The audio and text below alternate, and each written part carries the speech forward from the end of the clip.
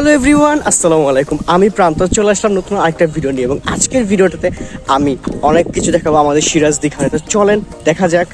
প্রথমেই শুরু করলাম আমাদের সিরাজদি খানের সবচেয়ে পুরাতন কোয়ার্টার, যাদের বউ থাকে গ্রামে এবং একা চাকরি করে তাদের জন্য এটা মানে ব্যাচেলার কোয়ার্টার বলতে পারেন আপনারা এটাকে। এবং এটা হচ্ছে আমাদের এখানে যারা কারিগরি শিক্ষা হয়, মহিলাদের যত শিক্ষা দেওয়া হয়, এখানে বুটিক প্রিন্ট যত কাজ হয় না কেন সরকারি সব এখানে করা হয়। এটাকে এক কথা আপনারা বলতে পারেন যে শিক্ষা মানে কারিগরি শিক্ষা। এবং এইটা হচ্ছে আমাদের সিরাজদি খানের পোস্ট অফিস। যারা সিরাজদি খান থাকেন তারা অবশ্যই পোস্ট অফিস চিনেন এবং এই রাস্তাটা খুব ভালো করে চিনেন। এবং এইটা হচ্ছে আমাদের রেজিস্ট্রারি অফিস, মানে এই যে রেজিস্ট্রারি অফিস যত জায়গা জমি যার সমস্যা হয় সব এইখানটাতে সমাধান করা হয়। এবং এই সামনে হচ্ছে আমার স্কুল এবং এখানে যখন আমি আসি না কেন আমার শরীরে গুজবাম দেয়, কারণ এই স্কুলে আমার অনেক স্মৃতি রয়েছে। কারণ আমার লাইফের পড়াশোনা শুরু হয় এই স্কুল থেকে, সিরাজদি খান কিন্ডারগার্টেন। তো এখানে ভূতের গলি ছিল মানে পিছনে, তো সেটাকে নিয়ে আমরা এখনও ভয় পাই, মানে ওই সময়টা ভয় পাইতাম, আমরা এখন ভয় পাই না। তো এখনও মানে এখন এখান থেকে আসলে এখন সেই কথাগুলো মনে পড়ে যে কতটা মধুর ছিল সেই সময়কার স্মৃতিগুলো। তো সময় চলে যাবে, কিন্তু আমি এখন পর্যন্ত ভয় পাই। জানেন কোনটাকে ভয় পাই? দাঁড়ান আপনাকে দেখাই যাচ্ছে আমি কোনটাকে ভয় পাই। আমি যেখানে দেখি না কেন ভাই আমি 10 হাত দূর হাঁটি এই যে এইটাকে, যেটা মানে যারা মারা যাওয়ার পর যাদেরকে যে খাটটা নেওয়া হয় এই খাটটাকে আমি এখন পর্যন্ত ভয় পাই, কেন জানি না। তো সামনে হচ্ছে আমাদের উপজেলার মসজিদ এবং এটা হচ্ছে আমাদের ডাক বাংলো, ওই সরকারি ডাক বাংলো যেটাকে বলে। এটা হচ্ছে আমাদের সিরাজদি খানের একমাত্র ডাক বাংলো, চাইলে আপনারা আসতে পারেন এখানে। এবং সামনে রয়েছে হচ্ছে আপনার মুক্তিযোদ্ধাদের তালিকা, দ্বারা আপনাকে দেখা যাচ্ছে।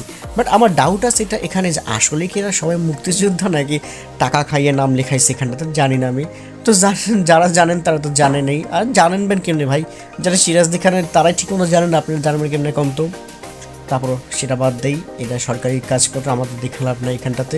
তো এইটা হচ্ছে আমাদের সিরাজদি খানের মডেল মসজিদ এবং এইখানটাতে হচ্ছে আমি প্রতিদিন আমার মার সাথে তারাবি পড়তে আসি রেগুলার, কারণ এই মসজিদটা এত ভালো আর এত সুন্দর, কি বলবো আপনাদেরকে। ওরা ফুল ভিউ দেখাইতেছে একটা মিনিট, এই হচ্ছে ফুল ভিউ, মানে মসজিদটা এত সুন্দর কি বলবো, মানে দেখার মতো একটা মসজিদ। শুধু আমাদের সিরাজদি খানে না, বাংলাদেশের প্রত্যেকটা থানাতে একটা করে মসজিদ দেওয়া হয়েছে এমন। তো মসজিদটা আসলে অনেক সুন্দর এবং আমাদের এই মসজিদের পাশে কিন্তু রয়েছে পুকুর ঘাট। একটা ঘাট না, এটা কিন্তু 3টা সিঁড়িঘাট রয়েছে, আপনারা বলতে পারেন যে 3টা সিঁড়িঘাট একসাথে একটা পুকুরে। তো এই যে সিঁড়িঘাটগুলো এখানে, তো খুবই ভালো লাগে। এবং আমি রাত্রেবেলা নামাজ শেষে এখানে কিছুক্ষণ সময় বসে থাকি, কারণ আমার কাছে ভালো লাগে। আর রাত্রেবেলা কি সুন্দর ঠান্ডা ঠান্ডা একটা বাতাস, দমকা বাতাস লাগে।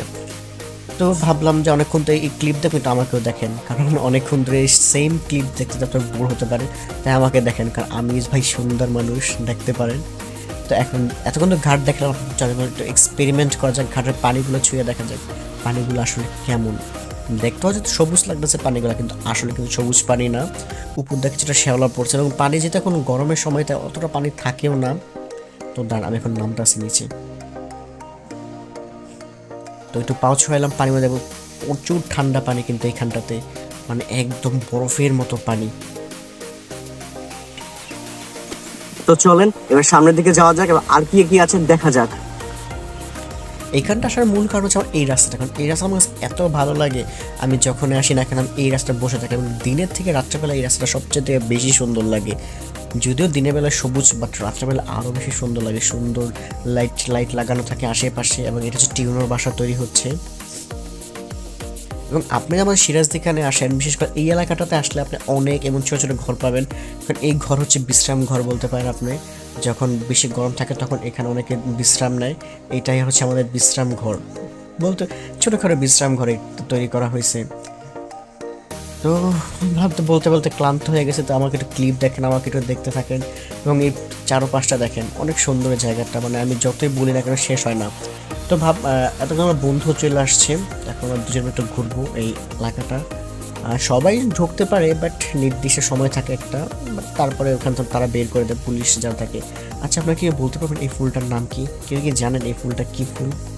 যদি জানেন অবশ্যই তোমাকে কমেন্ট করে বলতে পারেন যে এটা কী ফুল, কারণ ফুলটা আমি রাস্তায় দেখলাম গাছের মধ্যে হয়েছে, বাট আমি এখনও জানি না এটা কী ফুল।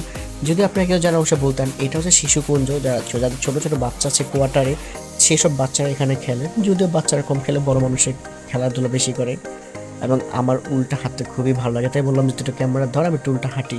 তাই হাঁটতে হাঁটতে শিশুকুঞ্জটা পার হইতেছিলাম। তো এখানে আমাদের বেশিক্ষণ থাকতে দেয় না, কারণ বললো যে আপনাদের সময় হয়ে গেছে, এখন বের হয়ে যান, কারণ এখানে বেশিক্ষণ সময় থাকলে তাদের নাকি সমস্যা হবে। তাই আমরা এখান থেকে বের হয়ে যাই এবং বের হয়ে হচ্ছে আমি এখন আমার স্কুলে যাব। যে স্কুলে আমি ক্লাস 6 থেকে 10 পর্যন্ত পড়াশোনা করছি, যে স্কুলে আমার হাজারো স্মৃতি রয়েছে, সেই স্কুলে চলে আসছে। এই যে এই লোকটাকে চিনেন কেউ? আমাদের স্কুলের অরুণ স্যার। ওনার প্রতি আমার এখনও ক্ষোভ রয়েছে, কারণ স্কুলে যত ডিসপ্লে হতো না কেন, সবাইকে বানাতো মুক্তিযোদ্ধা, আমাকে বানাতো রাজাকার। হেন যে নামের উপর তার এত ক্ষোভ ছিল, আমাকে রাজাকার বানাইতো সে। এইটা আমাদের স্কুল। আমরা যখন ছিলাম তখন এই দুটা ভবন ছিল, এই বড় ভবনটা তখন ছিল না। আমরা স্কুল থেকে বের হয়েছি আর বড় ভবনটাও তৈরি হওয়া শুরু হয়েছে, আমাদের কপালে কিছুই থাকে না। তো কালকে যেহেতু 26শে মার্চের আগের দিন ছিল ভিডিওটা, তো অনেকটা কথাবার্তা বললাম, অনেক অনেক স্মৃতিচারণ করলাম আজকে একসাথে, এবং আপনাদেরকে আমাদের সিরাজ যেখানে অনেক জায়গা দেখালাম, বুঝছেন? তো সিরাজ যেখানে আসবেন সবাই দাওয়াত রইল, এসে ঘুরে যাবেন টিনোর এলাকা। তো আজকের ভিডিওটা এই পর্যন্তই, সবাই ভালো থাকবেন। এবং ইচ্ছে ছিল আরও অনেক কিছু দেখানোর মতো, কিন্তু কিছু রেস্ট্রিকশন রয়েছে, তো রেস্ট্রিকশন দেখাতে পারলাম না। তো সবাই ভালো থাকবেন, দেখা হবে ভিডিওতে। আল্লাহ হাফেজ, বাই।